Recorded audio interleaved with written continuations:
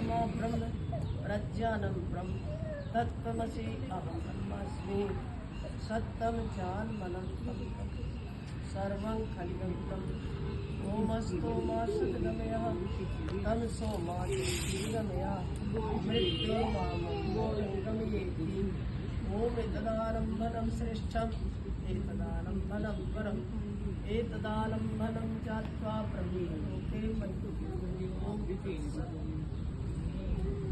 उपस्थित सज्जनों, ये यज्ञ जो है अन्नप्राशन संस्कार हमारे शास्त्रों में महर्षि दयानंद ने संस्कार विधि में 16 संस्कार लिखे। जब बच्चा गर्भ में आता है वहां से संस्कार शुरू हो जाते हैं। गर्भ में जब 2 महीने का होता है, तीसरा लगता है, तब पुंसवन संस्कार होता है। जब 8 महीने का बच्चा होता है उसका दिमाग और बुद्धि बढ़ती है, तब सीमंतोन्नयन संस्कार। राम ने भी अपने पुत्रों का सीमंतोन्नयन संस्कार करके वाल्मीकि आश्रम में छोड़ा। गर्भवती थी सीता जी। और जब बच्चा उत्पन्न होता है तब उसको जात कर्म संस्कार करते हैं। जब लड़का हो या लड़की दोनों ही बराबर होते हैं माँ बाप के, तो वो सोने की सलाखा से शहद से उसकी जीभ का तुरंत स्नान आदि करवा कर पिता लिखता है, उसी समय सोने की सलाखा से ओम लिखता है उसकी जीभ, और उसके कान में बोलता है त्वम वेदोसी त्वम ज्ञानोसी। ऐसे 2 बार ज्ञान स्वरूप का विद्वान, विद्वान बन पुत्री या पुत्री और ज्ञानी यह होता है। और उसके बाद में 2 महीने 4 महीने के बाद निष्क्रमण संस्कार आता है। बच्चे को जंगल में ले जाते हैं खाने के लिए, जो ऑक्सीजन दी जाती है, जो वृक्ष छोड़ते हैं उसको स्वस्थता मिलती है, उसको निष्क्रमण संस्कार है। और अब 6 महीने का बच्चा हो जाता है उसको अभी आप जो हमने किया अन्नप्राशन संस्कार, बीच में 11वें दिन नामकरण संस्कार आता है। 10 दिन छोड़कर 11वें दिन नाम रखा जाता है, जो लेने में सबको सुगम हो, अर्थ में उत्तम। क्योंकि नाम का एक रख दिया क्रोड़ीमल और कोटि का रायण, क्या नाम है ये? मंगल रख दिया, मंगलवार ने मंगल रख दिया, बुध ने बुध रख दिया, ये कोई नाम नहीं है। क्या बोलता है ये तो दिनों के नाम। तो नाम अच्छा हो उसका अर्थ नहीं। जब बच्चा स्कूल में जाता है तब उसका नाम लिया जाता है ना, जब उसका दिमाग और दिल का सकता। और फिर आता है साल के बाद चूड़ा जाता है 1 साल के, तो दूसरे साल आम होता है। तो वो नाई तारता है और उस नाई को कपड़े दिए जाते हैं, अनाज दिया जाता है और पैसे दिए जाते हैं और प्रसाद दिया जाता है। उन बालों को जंगल में गऊ के गोबर से जंगल में गाड़ा जाता है। घर में नहीं रखते उनको, ये मूर्खता लगाई होगी जो घर में रखते हैं। तो ऐसे ही लिखा हुआ है। फिर आता है उपनयन संस्कार। जब बच्चा 8-9 साल का हो जाए उसके गले में जनेऊ डाला जाता है। जनेऊ की 3 तारे होते हैं और उसमें 3 ऋण सब व्यक्ति के ऊपर होते हैं, पितृ ऋण, देव ऋण और ऋषि ऋण। 3 ऋण प्रत्येक मनुष्य को होते हैं, पशु पक्षियों पर नहीं घटता है। उन ऋणों से ऋण होना प्रत्येक मनुष्य का कर्तव्य है।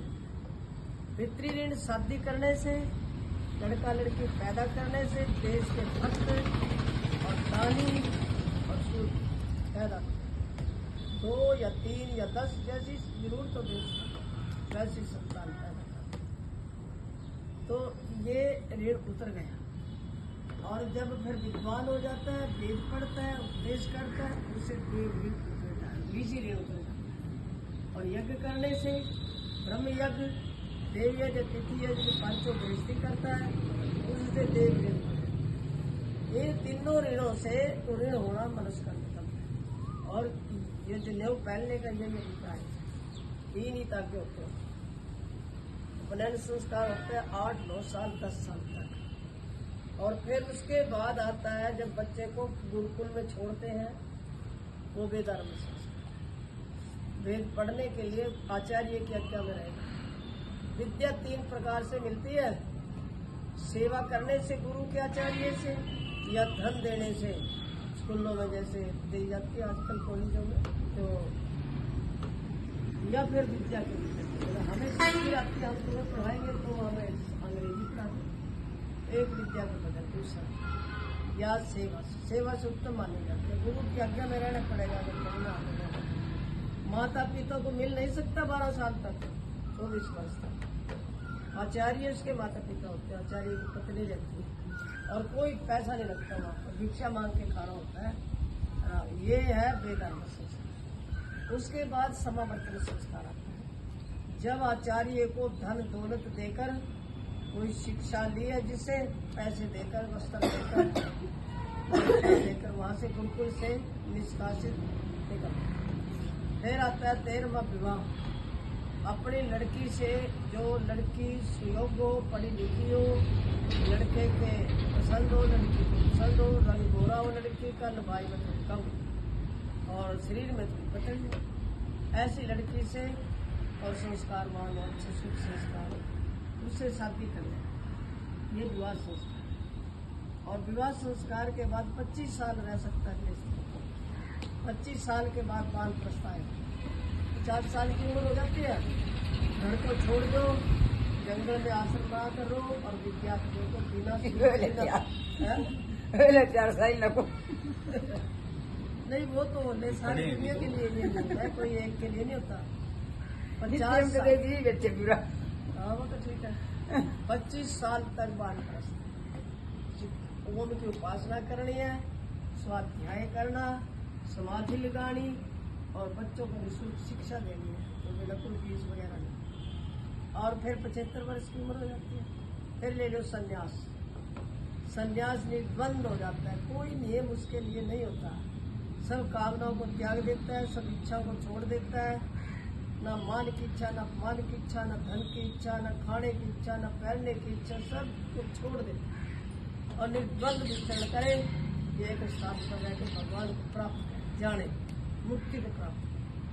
ये 15 संस्कार है और 100 वर्ष के आयु जाते फिर चले जाएंगे यहाँ से। उसके 100 मंत्र होते हैं जो कांजिए बढ़ते हैं, वो बोलते हैं। ये 16 संस्कार, ये 16 संस्कार गर्भ से लेकर और अंतिम 100 वर्ष तक चले। इन संस्कारों को गृहस्थी पूरा करता है और गृहस्थ आश्रम तभी बड़ा माना जाता है। बच्चे पैदा करना कोई बड़प्पन नहीं होता, तो सभी करते हैं, पशु पक्षी का।